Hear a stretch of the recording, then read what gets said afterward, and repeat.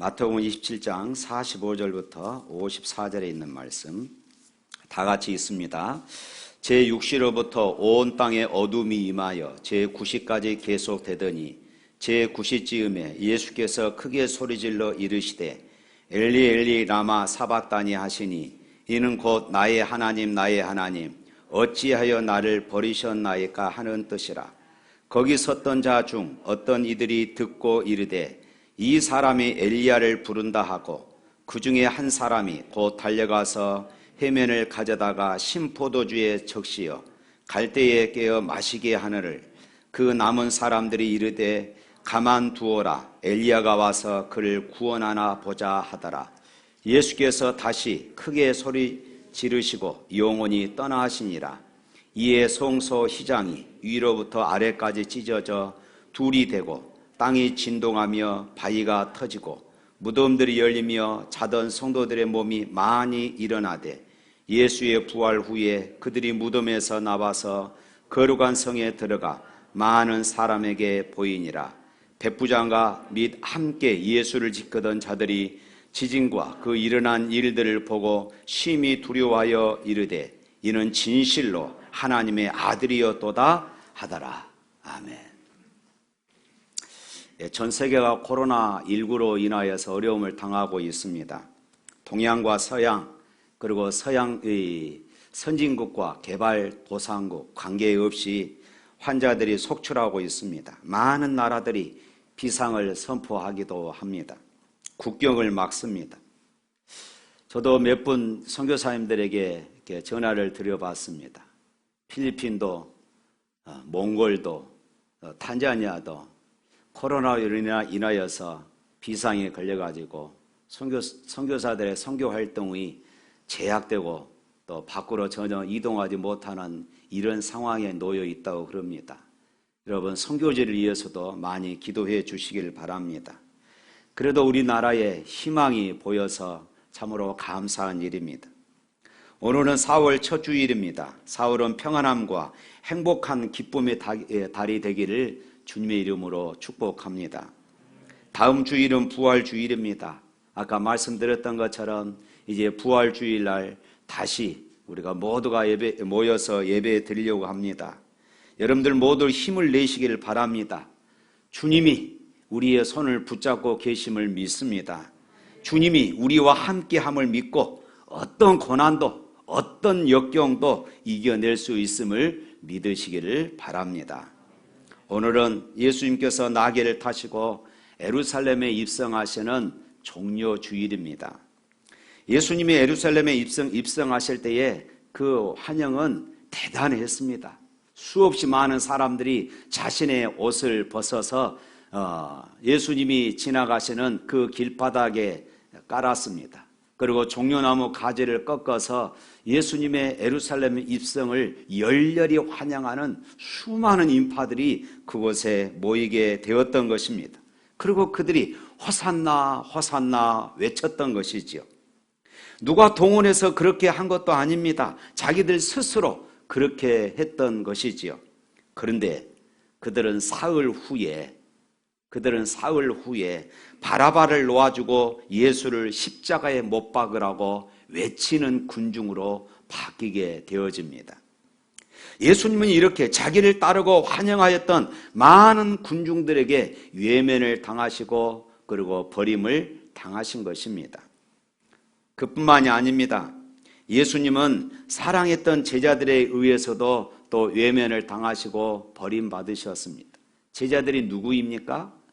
예수님과 3년 반 동안 동고동락하며 주님의 가르침을 받았던 그런 사람들, 주님과 함께 수없이 많은 그런 이적들을 체험했던 그런 사람들이었습니다. 그런데 이런 제자들이 예수님이 잡히던 날 요한을 제외하고는 모두 주님을 배반하고 떠나고 말았습니다. 베드로조차도 다른 사람은 몰라도 나는 죽을지언정 주님을 결탄코 떠나지 않겠습니다. 이렇게 호언장담했던 베드로조차도 제자들을 선동해서 주님을 떠나고 말았습니다. 뿐만 아니라 그는 주님을 모른다고 3번씩이나 부인하고 나중에는 저주까지 하면서 예수님을 모른다고 외면해 버렸던 것입니다. 그런데 오늘 본문을 보면은 예수님은 군중들에게 또 이 제자들에게 뿐만 아니라 예수님은 하나님 아버지로부터 외면당하시고 버림당하시는 이런 모습을 보게 되어집니다. 오늘 본문 말씀에 보면은 45절 보면은 종호가 되었을 때에 온 땅에 어둠이 임했다. 우리 45절 말씀 한번 읽어볼까요? 제6시로부터 온 땅에 어둠이 임하여 제9시까지 계속되더니, 여기에서 6시는 우리나라 시간으로 정오, 낮 12시를 의미합니다. 그러니까 성경 시간에 6시간을 더하면은 우리나라 시간하고 똑같습니다. 그리고 9시는 오후 3시를 말하죠. 그러니까 정오부터 오후 3시까지 온 땅에 어둠이 임하기 시작했다, 이렇게 말합니다. 정오부터 오후 3시는 하루 시간 가운데 가장 밝은 시간입니다. 그러니까 가장 밝아야 할 그런 시간에 온 땅에 어둠이 임하였습니다. 왜 그랬을까요? 가장 밝아야 할 시간이 왜 어둠이 임해버렸을까요? 이것은 바로 우리 예수님이 하나님 아버지로부터 버림을 당했다는 그런 의미입니다. 그리고 아들을 십자가에 버리면서 아버지의 마음의 고통을 이렇게 지금 표현하고 계신 것이었습니다. 46절 한번 읽어볼까요? 46절. 제9시쯤에 예수께서 크게 소리질러 이르시되 엘리 엘리 라마 사박다니 하시니 이는 곧 나의 하나님 나의 하나님 어찌하여 나를 버리셨나이까 하는 뜻이라. 어찌하여 나를 버리셨나이까.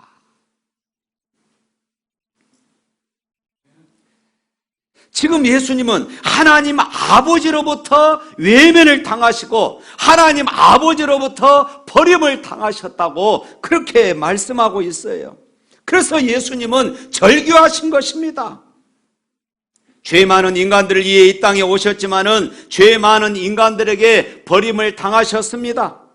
그렇지만 더 나아가서 하나님 아버지로부터 버림을 받고 계신 것이에요. 그래서 예수님은 엘리 엘리 라마 사박다니 어찌하여 나를 버리시나이까. 예수님에게 있어서 가장 큰 고통은 바로 아버지로부터 버림받는 고통입니다. 예수님은 그동안 온갖 고난을 받으셨지만은 침묵하셨어요. 로마 군병들이 휘두르는 채찍에 맞으면서도 주님은 침묵하셨습니다. 로마 군병들이 예수님 당신의 얼굴에 침을 뱉고 손바닥으로 때림을 당하실 때도 침묵하셨습니다. 로마의 병정들이 자신의 옷을 예수님의 옷을 벗겨 수치를 드러내고 제비 뽑아 나눌 때도 주님은 침묵하셨습니다. 손과 발에 못이 박힐 때도 말할 수 없는 고통 속에서도 주님은 침묵하셨습니다. 그러나 아버지께로부터 버림받는 순간만큼은 참을 수가 없었습니다. 견딜 수가 없었습니다. 그래서 엘리 엘리 라마 사박다니 라고 절규하신 것이에요. 예수님에게 있어서 가장 큰 고통은 바로 아버지께로부터 버림받은 바로 이 순간이었던 것입니다. 그러면 왜 하나님의 아들이신 예수님이 하나님께로부터 버림을 당하셨을까요? 그것은 바로 저와 여러분의 죄값이 사망이기 때문에 그렇습니다. 죄에는 값이 있어요. 죄의 값을 치러야 한다, 그 말씀입니다. 죄의 문제를 해결하려면 이 값을 치러야 해요. 그 죄값. 그래서 로마서 6장 23절 말씀에 보면은 죄의 싹은 사망이다, 죄의 값은 죽음이라고 말하고 있어요. 죄의 값이 죽음이기 때문에 당연히 우리가 죽어야 하겠지요. 그러나 우리를 살리기 위하여서 주님이 죽으신 것입니다. 예수님이 우리의 죄와 죽음의 법에서 우리를 죄와 죽음의 법에서 해방시키시려고 이 죄값을 지불하시려고 십자가에 죽으신 것입니다. 죄값을 지불하지 않고는 누구도 이 죄 문제를 해결할 수 없고 용서받을 수가 없습니다. 오늘 예수님을 믿음으로 우리의 죄가 용서받는 것은 바로 예수님께서 십자가 위에서 우리의 죄값을 완벽하게 치르셨기 때문임을 믿으시기를 축원합니다. 예수님은 이렇게 십자가에서 완벽하게 모든 죄값을 치르셨어요. 그래서 예수님은 마지막에 다 이루었다. 그리고 운명하셨어요. 다 이루었다. 무슨 말일까요? 값을 다 지불했다. 그 말입니다. 완불했다. 청산했다. 무엇을 청산했다는 것이에요? 이 죄값을 다 청산했다는 것입니다. 주님은 십자가에서 우리의 모든 죄의 값을 완벽하게 다 청산하셨습니다. 그러므로 누구든지 예수를 믿기만 하면 모든 죄를 용서받고 하나님의 자녀가 되는 것입니다. 믿으시기를 바랍니다. 그런데요, 예수님께서 이렇게 십자가에서 다 이루실 때에 오늘 본문에 보면은 한 가지 사건이 일어납니다. 51절에 있는 말씀 읽어보겠습니다. 51절 말씀. 이에 송소 휘장이 위로부터 아래까지 찢어져 둘이 되고 땅이 진동하며 바위가 터지고. 송소의 휘장이 위로부터 아래로 찢어져 둘이 되었다. 이렇게 말씀하고 있죠. 여기 언급된 휘장은 성소와 지성소를 구분짓는 그런 천막과 같은 것이 휘장이지요. 하나님은 당신의 임재를 상징하는 이 언약궤를 지성소에 두셨습니다. 그리고 사람들로 하여금 그것을 함부로 보지 못하도록 하기 위하여서 그 앞을 두꺼운 휘장으로 그렇게 막아놓았습니다. 그러므로 아무도 그 휘장을 열고 지성소로 들어갈 수가 없어요. 오직 대제사장만이 유일하게, 그것도 1년에 단 한 차례 대속죄일 날 짐승의 피를 가지고 그 휘장을 지나서 지성소에 들어가게 했던 것입니다. 그런데 만일 대제사장도 정결하지 못한 몸으로 들어간다든지 아니면 부정한 짐승의 피를 가지고 들어가면은 하나님의 임재 장소인 그 지성소에서 그는 죽임을 당하고 맙니다. 무슨 말일까요? 그것은 거룩한 장소이다, 이 말씀입니다. 하나님은 거룩하시고 죄 많은 사람들이 거룩하신 하나님 앞에 함부로 나아갈 수 없다는 것입니다. 죄값이 지불되지 않는 죄인은 누구도 하나님 앞에 나아갈 수 없다는 것이에요. 죄인 우리 인간은 누구도 하나님의 계시는 의리의 보좌 앞에 나아갈 수가 없습니다. 바로 이 휘장은 죄인된 우리 인간이 거룩하신 하나님 앞에 나아갈 수 없다는 사실을 보여주는 장벽인 것이에요. 그런데 주님이 고난받으시고 운명하시던 그 순간 그 휘장이 둘로 찢어졌어요. 예수님이 나의 하나님 나의 하나님 어찌하여 나를 버리시나니까 라고 숨을 거두실 때에 두꺼운 휘장이 위로부터 아래로 찢어졌어요. 이것은 하나님 아버지께서 이 아들의 고난과 이 아들의 죽으심을 보시고 우리에게 하나님께로 나아갈 수 있는 길을 열어주셨음을 의미합니다. 할렐루야! 휘장이 찢어졌다는 것은 이제 구약의 율법적 제사 시대가 지나가고 이제는 누구든지 예수를 믿기만 하면은 예수님의 이름을 힘입어서 하나님의 보좌 앞에 담대히 나아갈 수 있게 되는 새로운 시대가 시작되었음을 의미하는 것입니다. 그래서 히브리서 기자는 휘장이 찢어짐으로 우리가 하나님의 보좌 앞에 담대히 나아갈 수 있게 된 이 길을 새롭고 산 길이라고 이렇게 말했습니다. 한번 성경 볼까요? 히브리서 10장 19절부터 20절에 있는 말씀 앞에 화면 보시고 다 같이 한번 읽어보겠습니다. 그러므로 형제들아 우리가 예수의 피를 힘입어 성소에 들어갈 담력을 얻었나니 그 길은 우리를 위하여 휘장 가운데로 열어놓으신 새롭고 산 길이요 휘장은 곧 저의 육체니라. 휘장은 곧 저의 육체니라. 예수님 자체다 그 말입니다. 예수님께서 십자가에서 몸이 찢기신 것, 휘장이 찢어진 것을 지금 상징하고 있는 것입니다. 그것을 통하여서 하나님 앞에 나아갈 수 있는, 은혜의 보좌 앞에 나아갈 수 있는 길을 활짝 열어주셨음을 말씀하고 있어요. 그렇습니다. 하나님 아버지께서 아들의 제물됨을 보시고 자기 아들의 피를 보시고 우리에게 새롭고도 산 길을 열어주셨습니다. 예수님께서 버림을 받으심으로 이제 우리가 하나님을 향하여 나아갈 수 있는 새롭고 산 길이 열렸음을 믿습니다. 그러면 왜 이 길이 새롭고 산 길일까요? 이것은 누구든지 예수님의 보혈만 의지하기만 하면 하나님의 보좌를 향하여 나아갈 수 있기 때문입니다. 아무리 악하고 추한 죄인이라 할지라도, 아무리 망가지고 더럽혀진 죄인이라 할지라도 예수님의 보혈을 힘입기만 하면 담대히 은혜의 보좌 앞에 나아갈 수 있음을 믿습니다. 보혈을 지나 하나님 품으로, 보혈을 지나 아버지 품으로, 보혈을 지나 하나님 품으로 한 걸음씩 나아가네. 그렇습니다. 보혈을 지나 십자가를 지나 우리는 하나님의 은혜의 보좌 앞에 나아갈 수 있게 된 것입니다. 오늘 저와 여러분이 이렇게 찬양을 드리며 기도를 드리며 거룩하신 하나님의 보좌 앞에 예배 드릴 수 있는 것도 우리 주님께서 화목 제물이 되사 새롭고 산 길을 열어주셨기 때문입니다.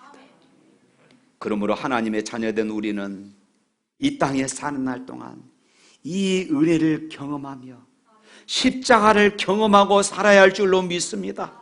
그러면 십자가를 경험하는 삶, 구체적으로 무엇일까요? 오늘 본문에 의하면 새롭고 산 길을 따라 은혜의 보좌 앞으로 나아가는 것입니다. 하나님의 은혜의 보좌 앞에 나아가는 것이에요. 내가 넘어져도 괜찮습니다. 내가 실패해도 괜찮습니다. 내가 망가졌을지라도, 사단이 아무리 나를 참소하고 나를 정죄할지라도 내가 십자가 붙잡고 내가 주님의 보혈을 의지하고 십자가에 설리신 주님의 보혈의 능력을 힘입어서 주님이 열어놓으신 그 생명의 길로 나아갈 수 있음을 믿습니다. 그런데 아직도 너무 많은 그리스도인들이 주님이 열어놓으신 이 새롭고 산 길로 나오지 못합니다. 왜냐하면 죄책감 때문에. 사단이 끊임없이 우리를 참소하지. 야, 네가 목사야? 너 그래놓고 장로? 네가 권사야? 끊임없이 사단은 우리를 향하여서 이렇게 참소합니다. 십자가를 붙잡지 못하게.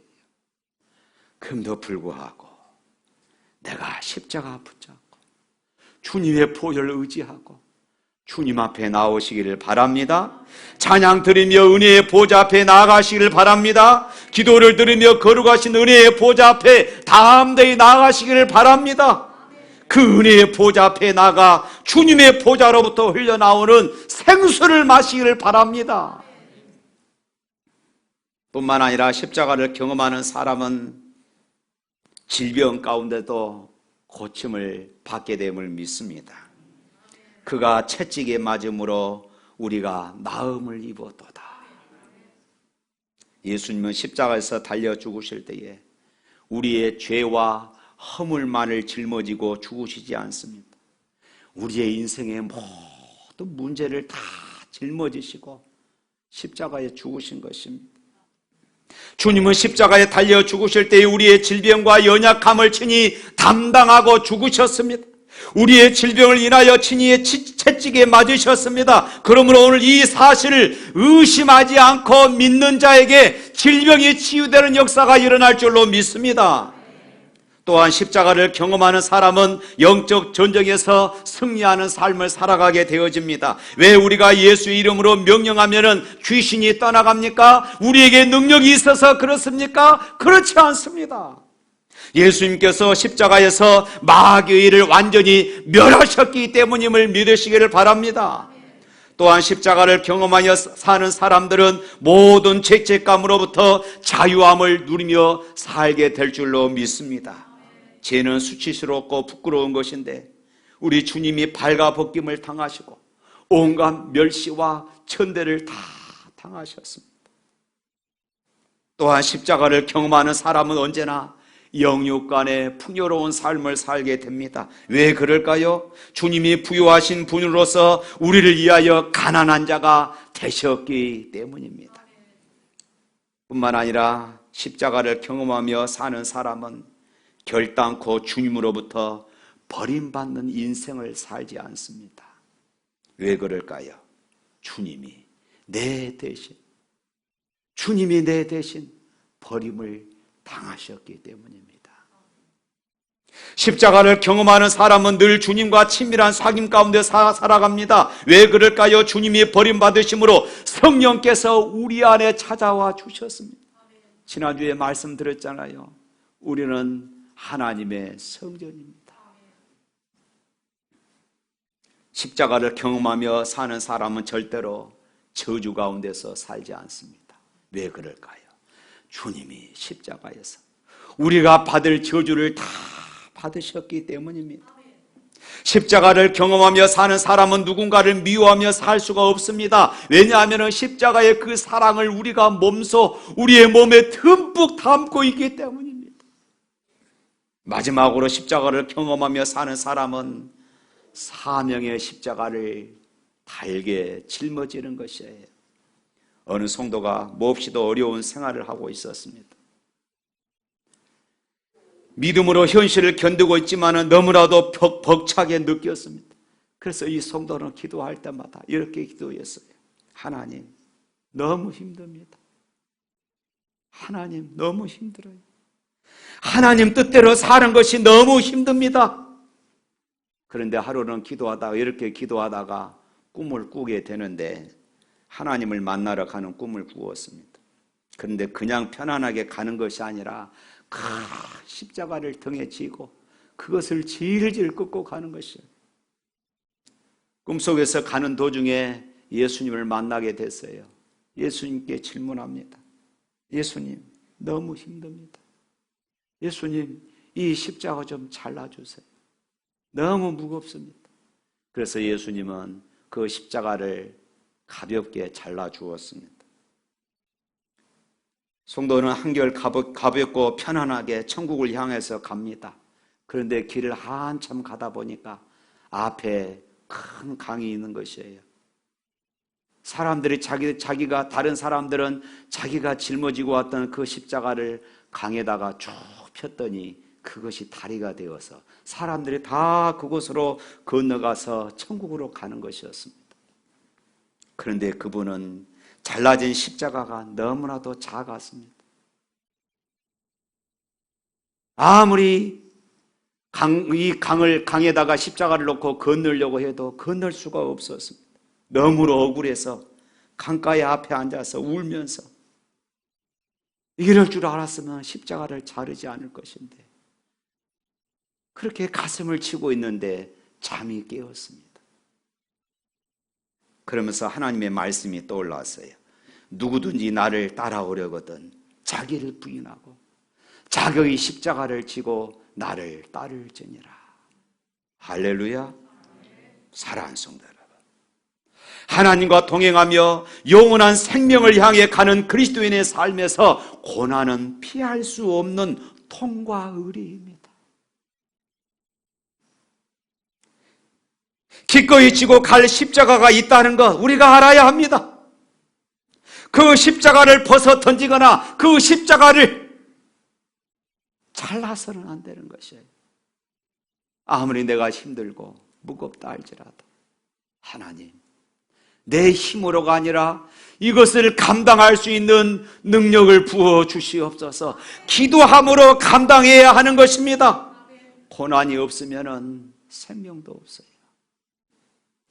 고난이 힘들어서 십자가를 잘라달라고 했던 어느 성도의 꿈속의 그 모습이 혹시나 오늘 저와 여러분의 모습은 아닙니까?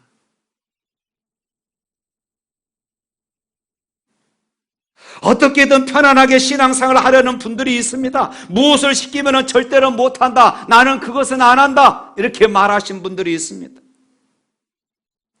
예수 이름으로, 예수 믿기 때문에 지는 십자가가 있습니까? 예수 믿음으로 참는 것이 있습니까? 예수 믿기 때문에 당하는 것, 예수 믿기 때문에 내가 또 견디는 것, 예수 믿기 때문에 내가 흘린 땀과 눈물이 있으십니까? 예수님 사랑 때문에 더 헌신하고 봉사하십니까? 바로 십자가를 경험하는 삶인 것을 믿으시기를 축원합니다. 그것이 바로 이 십자가를 경험하며 살아가는 삶이에요. 사랑하는 성도 여러분, 이번 한 주간은 고난 주간입니다. 주님의 예루살렘에 입성하시고, 그리고 겟세마네 동산에서 기도하시고, 십자가상에서 말할 수 없는 수치와 고난을 당하시고 운명하셨습니다. 그래서 경건한 성도들은 이 고난 주간에 금식하며 기도하는 가운데 한 주간을 보냅니다. 우리도 매년마다 이 주간은 특별 새벽 기도를 했는데 코로나 때문에 이번 주간에는 할 수가 없습니다. 하지만 십자가를 묵상하고 십자가를 경험하는 한 주간이 되시기를 주님의 이름으로 축원합니다.